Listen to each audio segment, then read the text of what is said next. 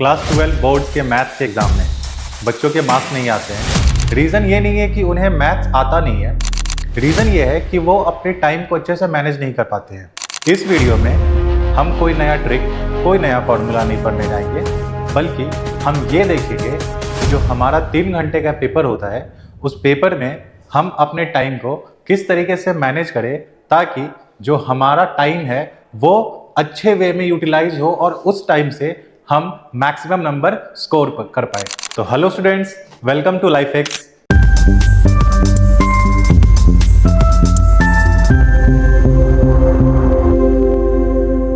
चलिए स्टार्ट किया जाए।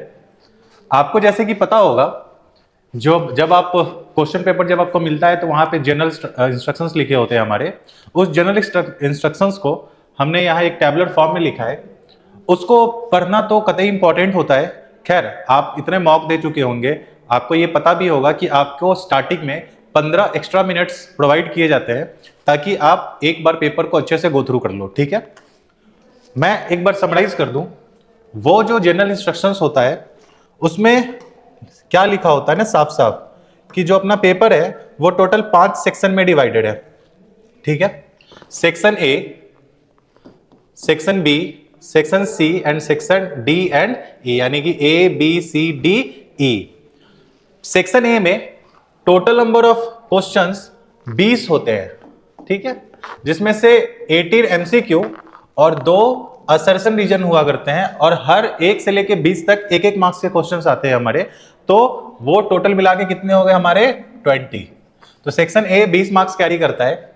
सेक्शन बी में आपको पता है कि टोटल 5 क्वेश्चंस पूछे जाते हैं और ईच क्वेश्चन कैरी 2 मार्क्स। तो टोटल सेक्शन बी में 10 मार्क्स के क्वेश्चन होते हैं। सेक्शन डी में 6 सी में 6 3 मार्क्स के, तो 18। सेक्शन डी में 5 marker 20 and section E case based study, तो उसमें 4 मार्क्स के क्वेश्चन पूछे जाते हैं, टोटल 12 मार्क्स हो गए। ठीक है, तो यहां से आप देख क्या सकते हैं, जो सबसे ज्यादा सेक्शन कैरी करने वाला सेक्शन है, मार्क्स कैरी करने वाला section, that is section A and section D. Mostly बच्चों का यही कंफ्यूजन रहता है, सर सबसे पहले कहां से स्टार्ट किया जाए, सेक्शन ए से स्टार्ट किया जाए, मतलब सबसे ऑब्जेक्टिव से स्टार्ट किया जाए, या फिर हम लॉन्ग क्वेश्चंस को स्टार्ट करें। बाय द वे, आपको पता होगा जो पहला होता है ऑब्जेक्टिव, दूसरे जो सेक्शन बी है that is very short, section C is short, section D is long and section E is case study based. ठीक है, तो बच्चों का यही कहना होता है कि सर कहां से स्टार्ट किया जाए। देखो, कहां से स्टार्ट किया जाए, कहां से स्टार्ट नहीं किया जाए, ये एक बच्चों के कंफर्ट जोन पे डिपेंड करता है। ठीक है, बहुत का ये मानना है कि सर अगर हम सीरियल वाइज में लिखे तो जो इन्विजिलेटर होते हैं उनको चेक करने में बड़ी आसानी होती है और वो इस तरीके से खुश भी हो जाते हैं। तो एक एडिशनल हम पे क्या करते हैं ना, वो एक तरह से झुकाव रहता है हमारे तरफ उनका।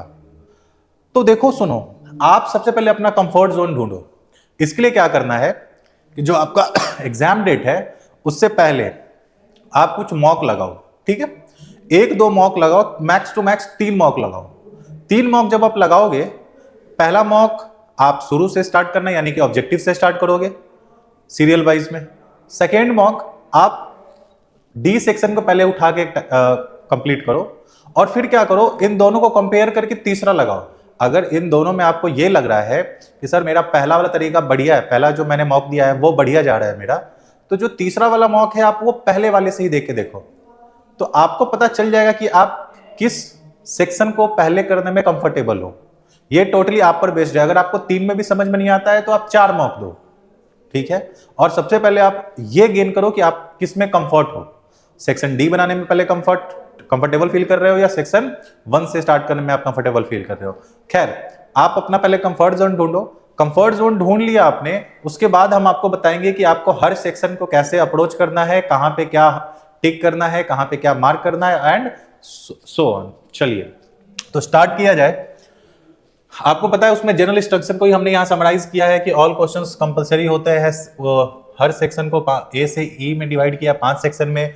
हाँ, सेक्शन बी में क्या है, तो 2 ऐसे क्वेश्चंस हैं जिनमें इंटरनल सिलेक्शन प्रेजेंट है, इंटरनल चॉइस है। सेक्शन सी में 3 ऐसे क्वेश्चंस होते हैं, सेक्शन डी में 2 और सेक्शन ई में भी 2 क्वेश्चंस होते हैं। ठीक है, और आपको पता है कैलकुलेटर का यूज अलाउड नहीं होता है आपके एग्जाम में। सुनेंगे ध्यान से। ये जो आपके 15 मिनट्स हैं, दिस इज वेरी इंपॉर्टेंट, क्योंकि ये आपको स्टार्टिंग में दिया जाता है कि सिर्फ और सिर्फ आप क्वेश्चन पढ़ो। तो प्लीज आप इसको वेस्ट ना करें, इस 15 मिनट को। ये आपके लिए बहुत ही प्रीशियस 15 मिनट्स होते हैं। इससे आपका जो आने वाले 3 घंटे हैं वो आप इसमें टोटली प्लान कर सकते हैं। और आप करेंगे, अगर आप ये वीडियो देख रहे हैं तो हम डैम श्योर कि आपको एक स्ट्रैटेजी चाहिए कि अपना 3 घंटा कैसे प्लान करें। तो ये जो स्टार्टिंग के 15 मिनट है, इसको तो आप कतई मतलब इग्नोर कर ही नहीं सकते, बिल्कुल भी नहीं कर सकते इग्नोर। क्या करना है, सबसे पहले आप सेक्शन डी और सेक्शन ई को एक बार स्कैन करो। स्कैन करने का मतलब नहीं है कि आप एक बार पढ़ने ही लगो पूरा और 15 मिनट इसमें वेस्ट कर लो। स्कैन करो, ठीक है। करने के बाद आप उसमें से आइडेंटिफाई करो लेंदी है या ट्रिकी क्वेश्चंस है, ठीक है। इतना तो हो सकता है, आइडेंटिफाई करके रख सकते हो आप। उसके बाद मार्क करना है आपको श्योर शॉर्ट क्वेश्चंस। मतलब कि आप जब एक बार पेपर स्कैन कर रहे होगे, उसमें जो एकदम श्योर शॉर्ट क्वेश्चंस है उसको तो मार्क कर लो कि भैया ये मैं करूंगा, मेरे से होगा सीधा। This is mark sure questions. Then decide internal choice now. अब जो भी सेक्शन में इंटरनल चॉइस वाले क्वेश्चंस हैं कि मैं पहला करूं या दूसरा करूं, आप इसी 15 मिनट में डिसाइड करेंगे कि मैं पहला वाला करूंगा या दूसरा वाला करूंगा। क्योंकि एक बार जब आप स्कैन करोगे तो आपको आइडिया पड़ जाएगा। बाद के भरोसे प्लीज मत रखना इसको, प्लीज मतलब मत रखना इसको बाद के भरोसे। आप अभी के अभी इसको आप मार्क करके रख लो, ठीक है। नाउ उसके बाद हम 180 मिनट का सर यूटिलाइज करें कैसे, किस सेक्शन पे कितना मिनट अलाउड करें, किस पे क्या नहीं, किस पे कैसे, वो हम यहां पे आपको बता रहे हैं। ध्यान से समझो। सेक्शन ए जो है एमसीक्यू एंड असर्शन रीजन, इसका डिफिकल्टी लेवल तो इजी और मॉडरेट ही रहता है। 20 मार्क्स से पूछे जाते हैं। आप यहां पे बस 20 मार्क्स ही यहां पे आप लगाओगे, सॉरी 20 मिनट ही यहां पे आप इंगेज करोगे, यानी कि 1 मिनट पर क्वेश्चन, ठीक है। क्यों? क्योंकि ये मोस्टली डायरेक्टली एनसीईआरटी बेस्ड होते हैं, और अगर आप ये करेंगे तो आपका कॉन्फिडेंस अलग ही बूस्ट लेवल पे जाएगा, ठीक है। अच्छा, अगर आप स्टार्टिंग ए से कर रहे हो तब अगेन, अगर आप स्टार्टिंग कर रहे हो ए से तब ये आप पे वैलिड है, वरना तो ये वैलिड नहीं होगा, ठीक। खैर, फिर सर से बी पे 10 मार्क्स से क्वेश्चन है। आप हार्डली कितना टाइम लगाएंगे? 15 मिनट समय देंगे, 15 मिनट। सी वाले पे 40 मिनट, डी पे 55 मिनट और ई पे 30 मिनट। इतना करने के बावजूद भी आपके पास 20 बफर मिनट बचेंगे। आपके पास 20 मिनट आपके पास एक्स्ट्रा बच रहे हैं। सर ये तो आपने ऊपर ऊपर से बता दिया कि इस पे इतना समय देना है, इस पे इतना समय देना है। जरा डीप में जाके भी बता दो आप, ठीक है। डीप में जाके भी मैं बता रहा हूं, टेंशन किस बात का। चलिए, तो अब हम बात करते हैं सेक्शन वाइज एग्जीक्यूट कैसे करें हम, ठीक है, अपने टाइम को। तो चलिए उस पर बात किया जाए। सेक्शन ए में मैंने बता दिया कि आपको 20 मिनट देना है। क्या करेंगे 20 मिनट में सर? सबसे पहले डायरेक्ट एमसीक्यू करो, अटेम्प्ट डायरेक्ट एमसीक्यू।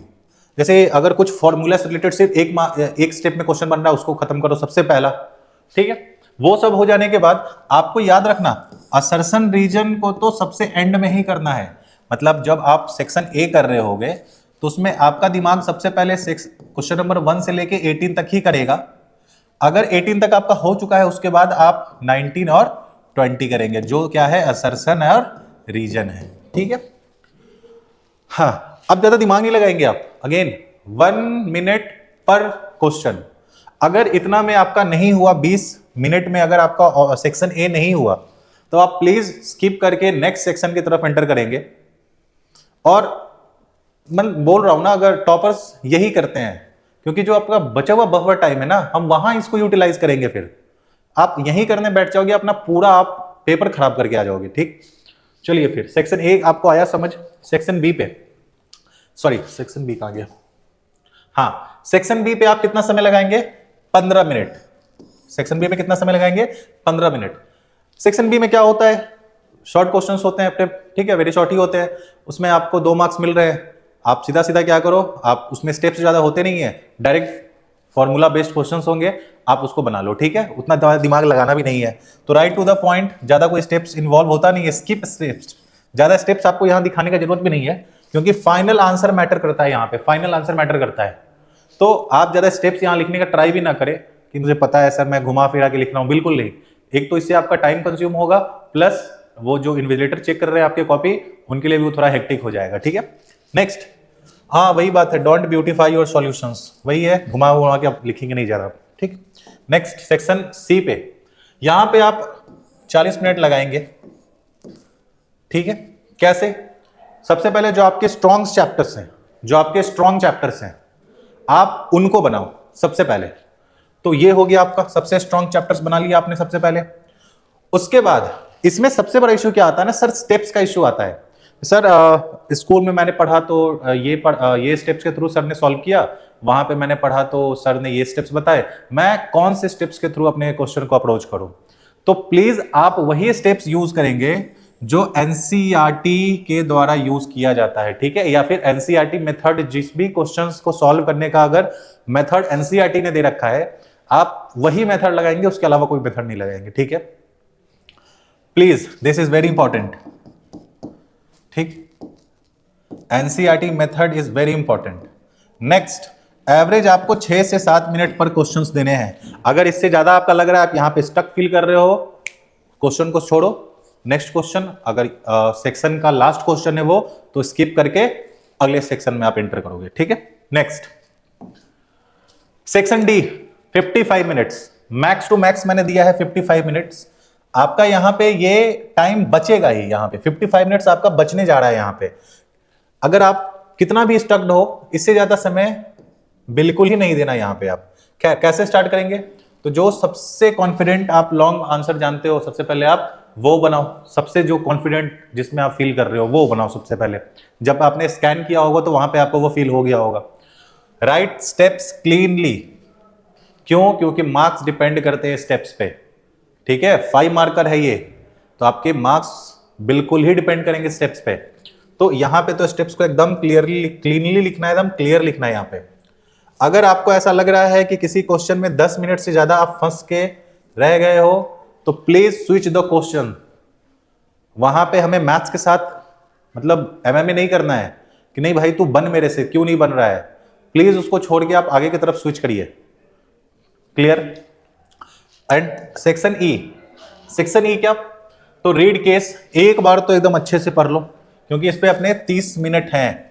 एक बार पढ़ लो अच्छे से, पढ़ते पढ़ते जो भी डेटा आपको दिख रहा है उस डेटा को आप हाईलाइट करते चलो। ठीक है, तो मैंने क्या बोला, एक बार केस अच्छे से पढ़ लो, उसके बाद अंडरलाइन, जो भी डेटा आपको मिल रहा है उन डेटा को अंडरलाइन कर लो। और क्या करना है आपको, सब पार्ट्स कैसे सॉल्व करना है, तो पहले आप ए करेंगे, फिर बी करेंगे और फिर सी करेंगे। क्यों? क्योंकि होता है क्या कि ये जो बी का आंसर होता है वो ए से लिंक्ड होता है और सी का आंसर वो बी से लिंक्ड होता है। ठीक है, तो आप ये नहीं करेंगे कि पहले मन कर रहा है तो आप सी सॉल्व कर लेंगे, फिर बी, फिर ए, नहीं, आपको इसी ऑर्डर में चलना है, पहले ए, फिर बी, फिर सी। क्लियर? नेक्स्ट, और ज्यादा यहां पे कैलकुलेशन में दिमाग आप नहीं लगाएंगे। ठीक है, कि अगर ए सॉल्व हो गया तो जब आप बी सॉल्व कर रहे हैं और बी में ए का रेफरेंस है तो आप वापस से ए सॉल्व करने चलेगा, नहीं, ए तो आपने सॉल्व करके पहले ही रख लिया है, तो वापस रिकैलकुलेशन के लिए आप नहीं जाएंगे। ठीक है, नेक्स्ट, अब यहां पे हाई स्कोरर रूल क्या है, ध्यान से समझिए, दिस इज इंपॉर्टेंट। मैंने बोला है never cross time limit of a section, किसी भी सेक्शन का जो टाइम लिमिट है आप उसको क्रॉस नहीं करेंगे। Very good. अटेम्प्ट, सभी के सभी 100% पेपर आप अटेम्प्ट करेंगे। ठीक है, क्योंकि इवन पार्शियल स्टेप्स जो होते हैं ना वो भी आपको मार्क्स प्रोवाइड करके जाएंगे। यहां पे बात आ रही है समझ में? कोई भी क्वेश्चन को आप छोड़ेंगे नहीं, हर क्वेश्चन को अटेम्प्ट करेंगे। और क्यों अटेम्प्ट करना है सर? क्योंकि आई नहीं रहा भाई, वहां पे पार्शियल स्टेप्स भी मिलते हैं, पार्शियल स्टेप्स के भी मार्क्स मिलते हैं हमारे। ठीक, तो ये याद रखना है आपको, even partial steps fetch marks. Then last 20 minutes only किसके लिए रखेंगे? चेकिंग के लिए रखेंगे। ठीक है, अगर तुम्हारे पास, प्लीज, अगर तुम्हारा हर एक सेक्शन टाइम के अकॉर्डिंगली बीत चुका है तो फिर भी तुम्हारे पास 20 मिनट्स बचे हैं अभी, उस 20 मिनट्स को एक बार बस चेक करते चलो। चेक करो, चेक करो, बस चेक करना है अपने को। ठीक है, अगला, इफ पेपर फील्स टफ, अगर जो सेक्शन वाइज टाइम अलॉट किया गया है उसमें भी अगर तुम्हारा नहीं हो रहा है, कुछ क्वेश्चंस छूट गए हैं उसमें, अगर इफ पेपर फील्स टफ लग रहा है अगर तुम्हें, तो क्या करना है? Reduce section D by 5 minutes, 5 minute section D को रिड्यूस कर दो। क्या सर, क्या रिड्यूस करना है? जैसे मैंने आपको ये बोला ना, सेक्शन डी कितने का है? 55 मिनट है, तो आप इसको क्या कर दोगे? 50 मिनट इस पे दोगे। ठीक है, 50 मिनट दोगे और use it to secure section E and A and E fully. मतलब उस 5 मिनट बचे हुआ जो 5 मिनट आप निकालोगे सेक्शन डी से, उस 5 मिनट का यूज आप कहां करोगे? पूरा सिक्योर करने में। किसको? सेक्शन ए को और सेक्शन ई को। क्यों? क्योंकि ये और ये कम दिमाग खत्म करके आपको मार्क्स प्रोवाइड कर देंगे। ठीक है, अगर पेपर टफ आया तो। क्लियर? आ रही है बात समझ में? तो आई होप आपको ये सेक्शन वाइज समझ में आया हो। अगर आपकी कोई भी क्वेरी है तो आप कमेंट सेक्शन में डाल दें। विल ट्राई टू हम किसी और वीडियो पे बात करेंगे, नेक्स्ट वीडियो में और टॉपिक पे बात करेंगे। तब तक के लिए बाय, पढ़ते रहिए।